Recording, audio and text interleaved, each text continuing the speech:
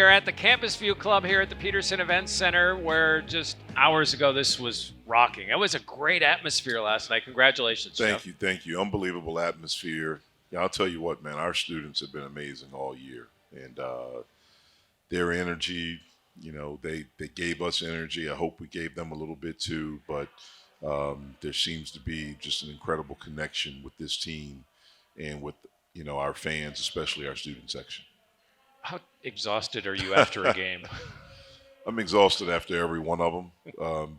Really my favorite time, to be honest with you, is like the night before, because that's when I feel like I can finally relax a little bit. Like I feel pretty good about the preparation and all the stuff that we've done, all the stuff that we've gotten in.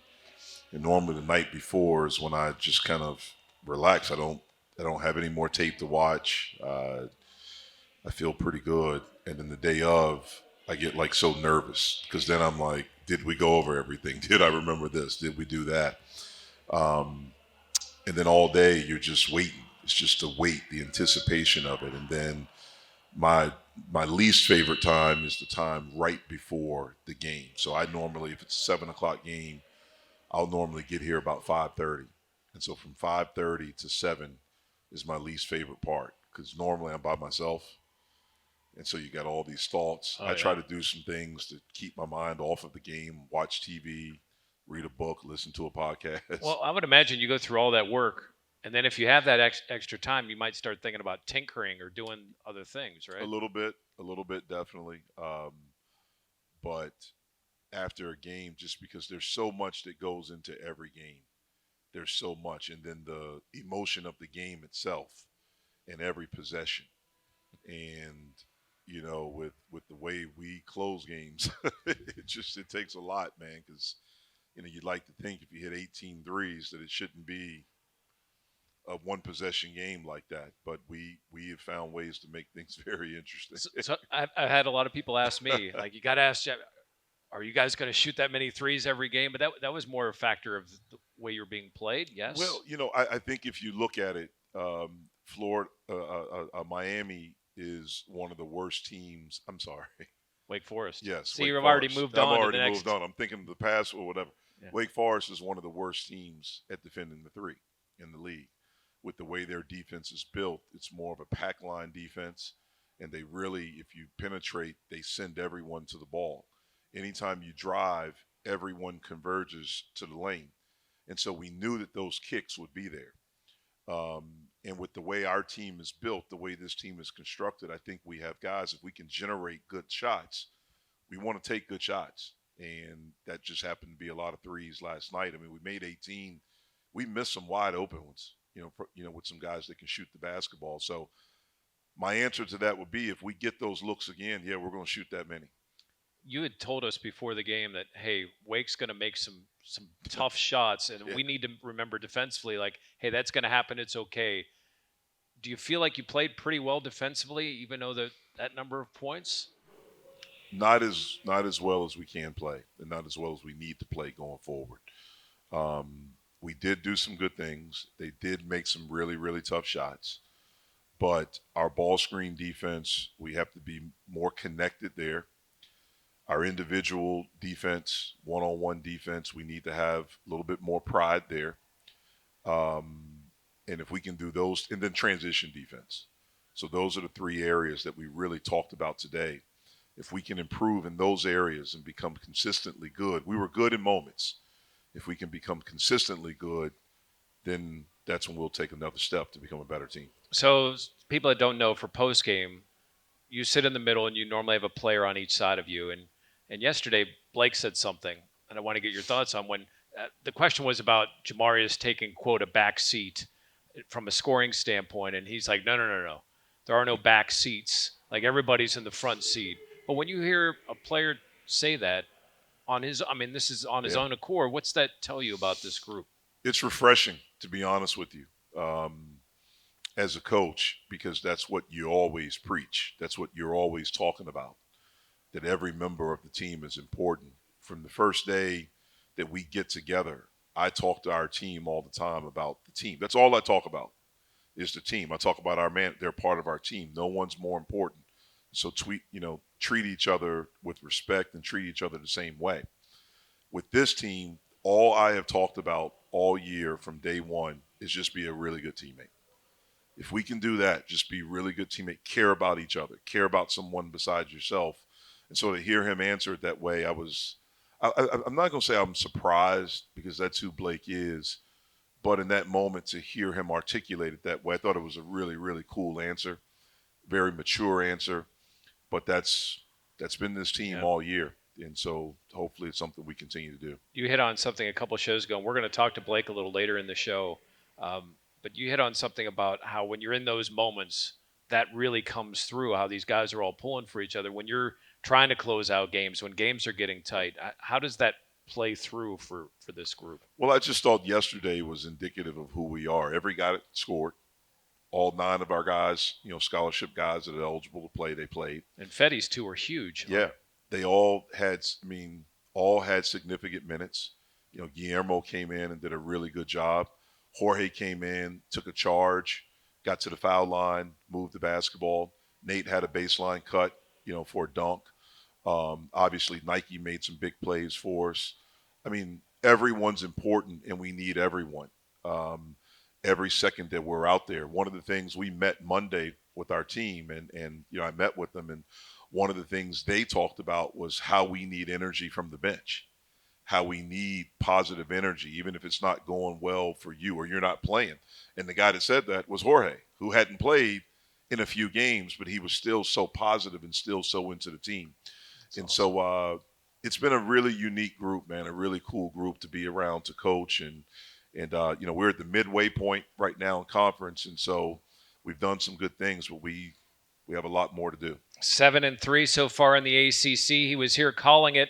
He was a former Pitt assistant coach here a few years ago. Now he's with ESPN. Seth Greenberg is going to join us next as we continue. It's a Jeff Capel Show on the Pitt Panthers Radio Network. Back to the Campus View Club and Jeff Capel Show, and we're joined right now by a man who was here just a few hours ago. Seth Greenberg from ESPN, former Pitt assistant. Seth, I know you were here the game. You talked to the Zoo beforehand. Just your thoughts on what you've seen from this Pitt team. Well, before I get into that, you said just a couple of years ago, you're making me feel young now. I appreciate that. I'm trying. It may have been a different gym or not. Just the whole environment. Jeff's done a terrific job. I love their team, first and foremost. You can see the trust they have in each other. You see their spacing. You see how they share the ball. You see how hard they play. When Blake made that run in the second half, to me, it was so impressive that instead of coming apart, you could see them come together. And that's the sign of a team that's preparing itself to move forward and, compete and earn an NCAA tournament bid. I really enjoyed just the whole environment. The Zoo was great. Obviously, the Pete is great. It was great to see some old friends, but more importantly, it was great to see really the investment. I always say, your investment's got to equal your expectation. And you could see tangible examples of the investment that's been made, and you're reaping the rewards. The maturity, where do you see the maturity really pay off on this team? The maturity, if you watch the game, the physicality just of the Pitt team in relation to a younger Wake Forest team, that was one thing that kind of jumped out at me in the middle of the game. The second thing is just the poise. Being able to get to the next play, being able to sustain a run, or being able to, get that stop you need so that you can answer a run.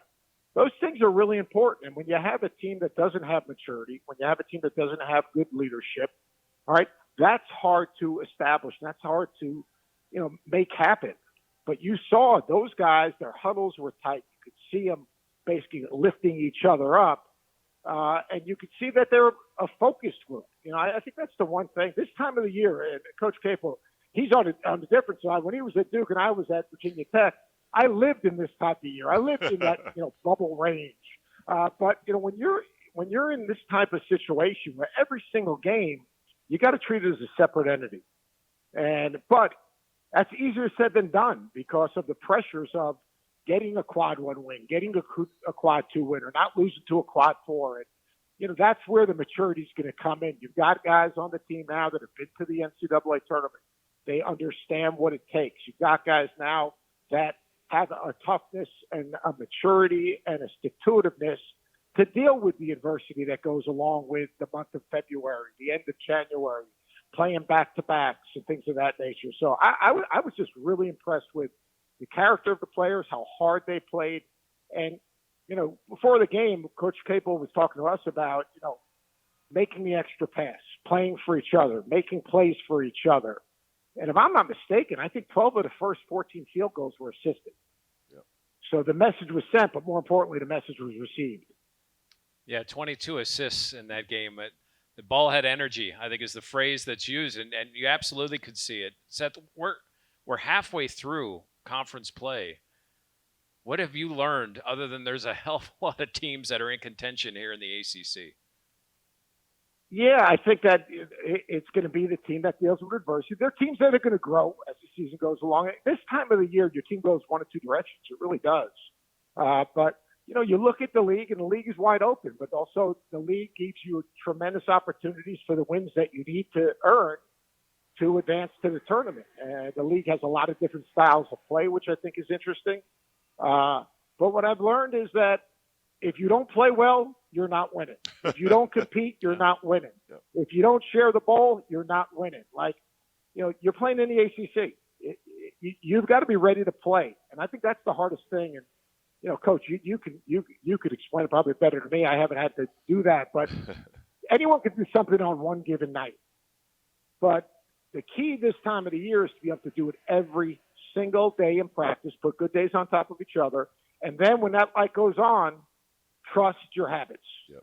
And that's what I saw last night in that game. Yeah. And what Coach is saying, it's about building those habits, and it's every day. It starts in the preseason, it starts in practice, it starts with guys holding each other accountable.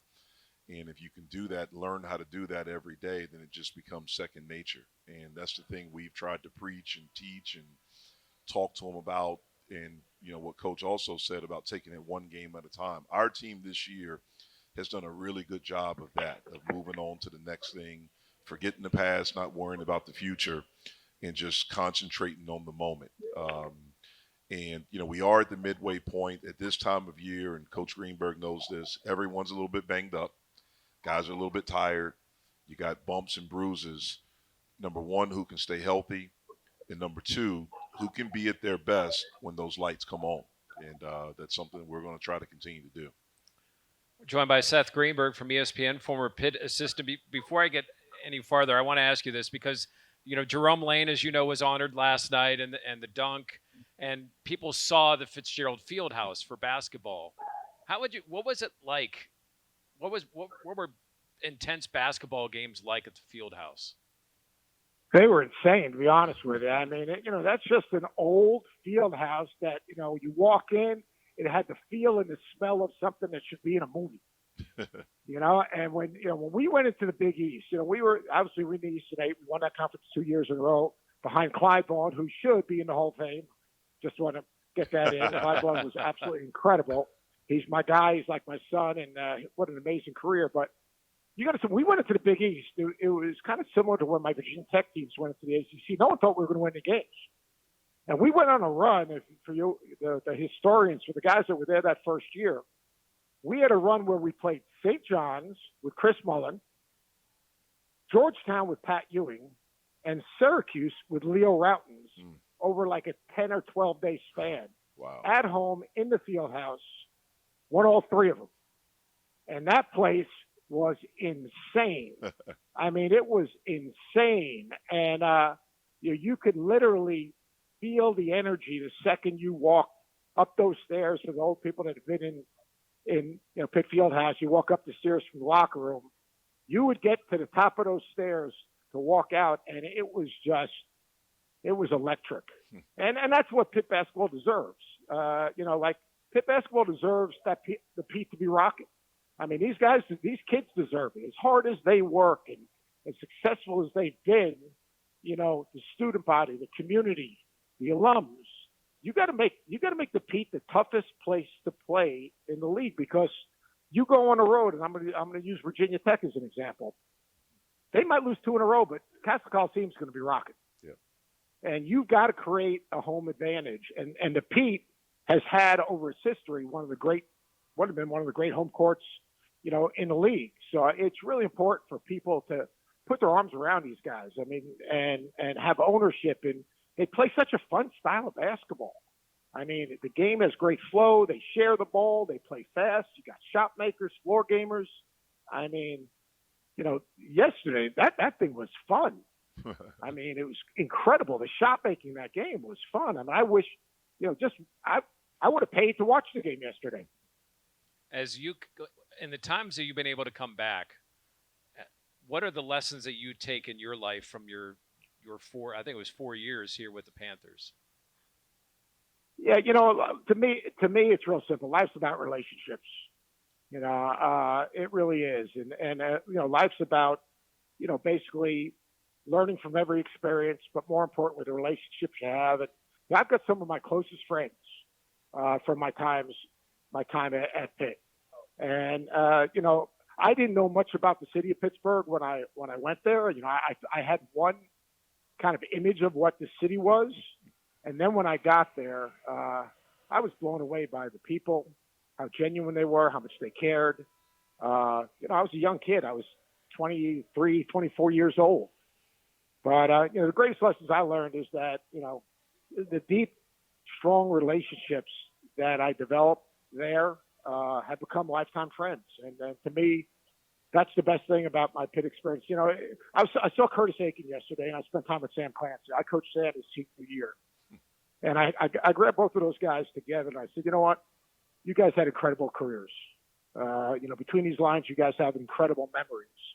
But listening to Curtis talk about his family and his kids and how successful they are, listening to Sam talk about his daughter, who's an attorney, and his kids and how successful they are, to me, and Jeff, look, I knew your dad, and I know how proud he is of you and your brother. But I mean, to me, that was more important than anything that we did when I was an assistant coach at Pitt, going to the NCAA tournament, because those guys now basically are building a bridge for their kids, or have built a bridge for their kids to cross.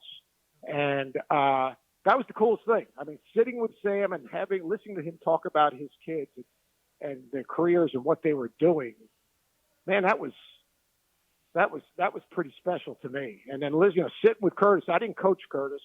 That was the year that I got let go, but I obviously knew Curtis and followed his career, and thinking about the impact of all the things you talk about to a player when you recruit him. Like, this is not a 4-year decision; it's a lifetime decision.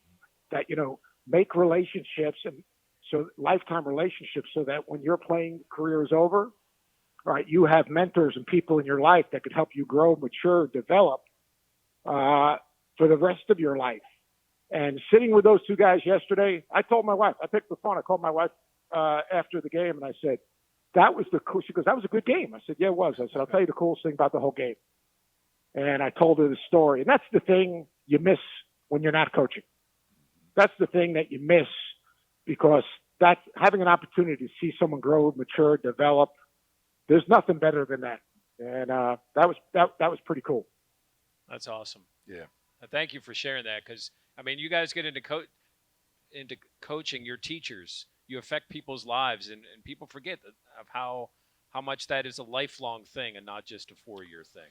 Absolutely. I mean, these guys are human beings. They're not just basketball players. So they have feelings. They go through different things. They go through adversity. They go through things in their personal lives. It just sometimes it plays out publicly because of who they are. And I think it's harder for today's student athlete than it was back when I played, because there are more ways to get to them. There are more ways with the social media. I mean, if I had a bad game, I was on one of the worst teams, probably the worst team ever at Duke, my sophomore year. And that was very difficult because it can get real heavy there. I can't imagine how that would have been in the time of social media, having to constantly read about it every day and see it everywhere you turn. And so, our job, again, Coach Greenberg mentioned it. I grew up with the coach. When I look at the people that have had the most influence on my life, it's my dad, my high school coach, and my college coach. I don't think it's any coincidence that I gravitated towards coaches because of what I grew up with. And the thing that I saw with them the relationships, but the impact they had on me, um, way more than basketball. I mean, a lot of who I am as a man now is because of those three guys and the lessons that I learned from them. And so, coaches can have such unbelievable impact. It's something that I take very seriously. Those relationships and trying to help them grow and trying to help them become men. Seth, thank you so much for joining us, taking time and sharing that cool story. Thanks. Appreciate it. My pleasure. Good luck, Coach. Have a All great right. weekend. Okay. Good luck this weekend. All right. All right, Thank you. Seth Greenberg from ESPN. He helped the Pitt program set a record with 18 made threes, and he made 8 of his own. Blake Henson is going to join us next as we continue. It's the Jeff Capel Show on the Pitt Panthers Radio Network. Pitt women's team is going on right now at the Pete, and we're joined by Blake Henson. Hey, 25-19 Panthers. Good start out here over North Carolina. That's what we need. Yesterday, what in your mind led to the success as a team that you guys had shooting the three? I think it was just the ball moving around. I mean, we do have people who can shoot the ball, and the ball was moving so well that it found a lot of good shots. So we ended up making them. I remember you guys saying after the Northwestern game, and again, the phrase that the ball has energy. Mm-hmm. Describe what that means from your standpoint. From my standpoint, I feel like it just means the plays that's being made, the right plays when they're made, is contagious. And when everybody in the gym, everybody on the team sees those plays being made, when they get the ball, they want to make the same type of plays. I feel like that's what it means by energy. When we say energy, it means the right way to play energy, that type of energy, not bad energy, clearly. Right. Because I think that also happens too. If you make bad plays with the ball, I think that energy stays with the ball. So I think that's what it's a metaphor for. Is the unselfishness that we've seen with this group something you've seen from the beginning when you guys got together this summer? Yeah, I think it just took us a while to really to figure out, how to work with each other clearly. You know what I mean? I was just watching the Dream Team for the Netflix thing, and they seemed like they had the same issue, the best players in the world. So, of course, that's going to happen, and that's what happened early in this season. And I think we have it figured out now. And then the most exciting thing about it is we have it figured out, but now we're trying to figure out how we can maximize it. So that was like one of the areas. Offensively, we kind of maximized it, but we still have stuff we can do defensively we can maximize. So we're getting better. We're joined by Blake Henson. Can you give us an idea of the feeling in that room, why it is that guys have come from all these different places this year and it's meshed so well? I think the urgency is there for everybody in the locker room. I mean, at least for me personally, I feel like we need to get something done.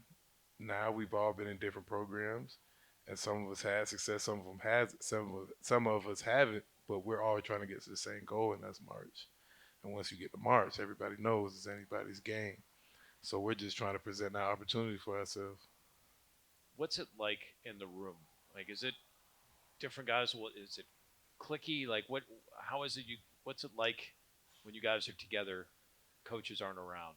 It's not cliquey. It's actually funny. It's like nobody dislikes each other, and I think that it shows with the team, and it's important to have for that. Like just for that, I've had one-on-one moments with probably this whole entire team, and I don't think I don't think that's ever happened before, and that shows a lot about this team, and I think that's the case for everybody. I think a lot of people just have one-on-one interactions with different people on the team, and it works well, and it's just a blessing to have the right people around. Because it doesn't always happen like that. Coach was saying that, in those tight moments, that helps. You feel that way too? Like you guys are all in the same direction because of the relationships? It gives you the comfortability to make a mistake. And what I mean by make a mistake is probably make a play that this might end up bad. But your teammates have your back because they trust your mindset. They know you're not doing anything that's not for the betterment of the team. So even if I do make a bad play, even if I do make an unintelligent play, I think my teammates realize Blake is a team first dude, and he made a mistake, but it was for the team. It was for the betterment of the team. He was at least trying to be for the betterment of the team, and I think that reflects for everybody, not just me, but everybody. I think everybody has an understanding with each other. I think the one thing the fans noticed right away about you was your energy. Where does that? Have you always played with that type of energy? Where does that come from? I don't know. I mean, this is. I've always dreamed of doing this. You know what I mean? So just when you're out there, it's everything you've always wanted to do. Um, and that includes the fans. Like, you want to play basketball always, and you're always gonna love it. But when you're a kid, you want to do it like you see LeBron make the shot and go stand up, or Kobe go stand up on the podium and beat his chest and all that. Like, that's the real dream. So like being immersed in that is kind of like you're living out a lifelong dream, honestly. So as much as they're cheering and maybe the fans are living out their fan, you're loving that energy that you're getting from them and appreciating that I zoo. absolutely love it, man, and I want to point out that like when the fans grow with the more success you have, so it's kind of like a compliment to your hard work. So the more fans you feel, the more you feel like this work is paying off. So it all comes full 360 for me as far as feeding off the energy of the Is it true in the summer you would go up to trees and take part in Who some pickup told you that? games? Who told you I don't know, maybe one of your teammates. that? Yeah, yeah. I might come back. I don't know. We gotta.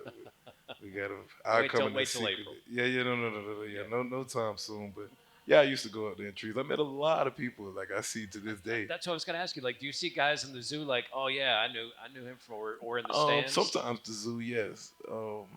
Yeah, I meet a lot of those people, and they kind of just like you're not only good at trees. You know what I mean? So so that's good to know. But yeah, I met a lot of people there, and I still talk to them. Good relationships, and I'll probably go back whenever I have the time this summer.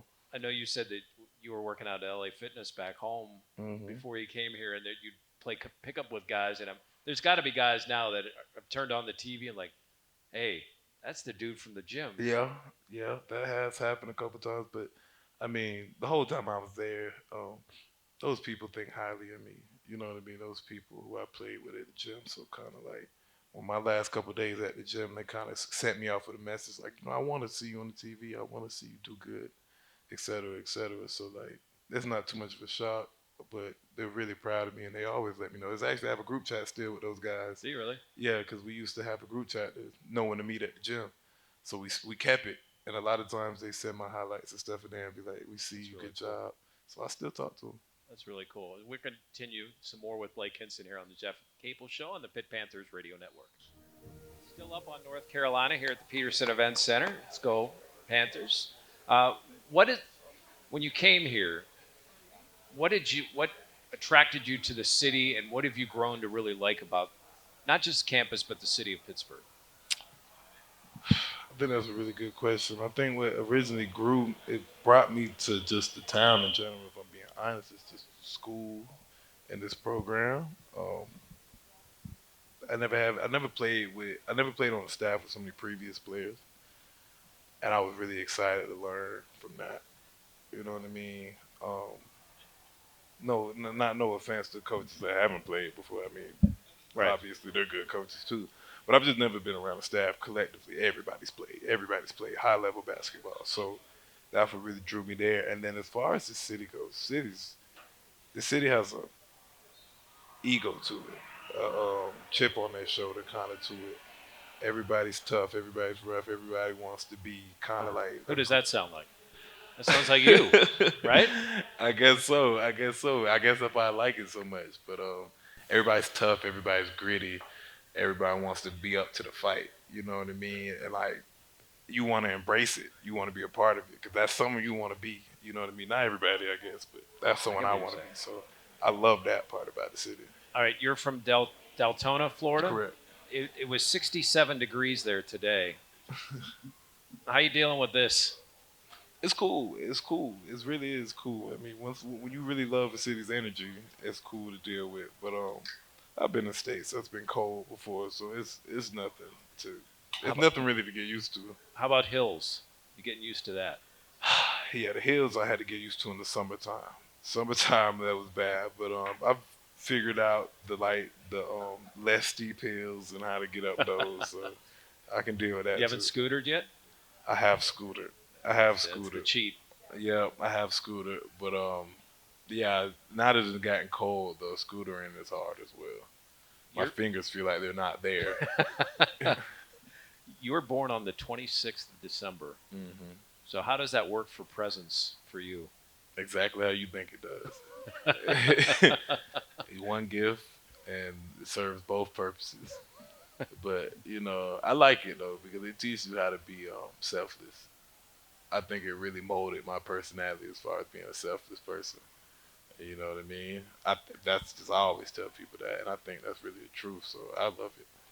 You have a number of basketball players from your family, including your father. hmm Is that I'd ask you about your love of the game, but is that something that came early on? Like basketball was a thing for you pretty early in your life? Honestly, no, that's not the truth. My dad, if I'm being totally honest with you, my dad pushed for me to play football as my whole life, pretty much. And then he's just such a basketball fanatic. He couldn't help but like not. He exposed us to why he loved it so much, and I think that rubbed off on me a lot. And that's why I ended up just choosing to do that. But no, it wasn't always football. Was kind of like the first thing, and then it ended up transitioning to basketball. Then I got better, and then I stayed with basketball. Well, we're all glad you did. Congratulations on the start of the season. I know you got another half of conference play to go with a big game here Thursday, 4 o'clock against Miami. Best of luck. Best of luck. Appreciate it. Appreciate it. All right, Blake Henson, as we continue, it's a 20th anniversary of the Panthers' Big East Championship team, and several from that team are returning to be here on Thursday. We're going to ask Jeff about that as we continue on the Jeff Capel Show on the Pitt Panthers Radio Network. And it is hard to believe it has been 20 years since that Big East Championship team of 02-03 crushing UConn in that championship game. Julius Page, Brandon Knight, Jerron Brown, Ontario Lett, Chevy Troutman, Donatus off the bench. I looked up a few stats. 6 players, Jeff, averaged between 12.2 and 9.7 points a game. The leading rebounder was Jerron Brown at 6'4", and they had 6 players with over 100 rebounds in that game on that season. I know it's one of Brandon was the guy, over 200 assists and 70 steals. Like he was a leader, but there were a lot of good talent on those teams. A lot of good talent, but more importantly, I've thought just their toughness. Like I knew some of the teams in the 80s when I was little growing up. Um, Obviously, I knew about Jerome because he broke a backboard. Yeah. Knew about Charles and those guys. But as I became older, and I think around 2003, I was the head coach at VCU at that time. It may have been my first year. Um, and I remember that team. I just remember how tough they were. I remember it coincided with this place opening, with the Pitt opening. So I remember watching games and seeing. I would always hear about the Oakland Zoo. I could never figure out why they called it the Oakland Zoo. I didn't understand because of Pittsburgh. What is Oakland? But I just remember how tough those teams were, how they defended. They beat you up physically and mentally. Um, Obviously, the rebounding.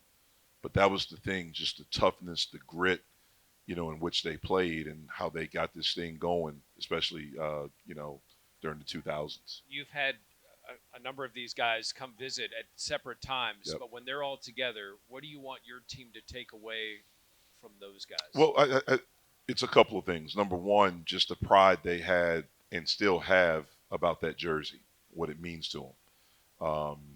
Those guys, especially that 2003 team, they were kind of like a bridge. You had Pitt when they entered the Big East in the 80s, and you heard Seth talk about they had, won the Big East a couple of years in a row, like they were really good. In the 90s, it seemed like it took a little bit of a dip, and then you had that group. And if I remember right, Brandon and Julius, like they went through a couple of losing seasons and things like that, but they stayed together. That helped them. I don't think they would have become what they became if they didn't have that. They had to learn how to be tough. They had to learn how to fight. they had to do that, and then they set the foundation, for the next, 10, 12 Ronald and years. Gill and Yeah, all and it those guys. kind of became. I remember when I took the job and I started to get to know these guys, and I would ask them every time they'd come around, like, how did you guys do it? Like, what did you guys do? What was it? And they all talked about how it was the older guys that taught the younger guys. It was hard as a freshman to come in and play because you had older guys that were good and they beat you up, like they did all these things and they taught the lessons.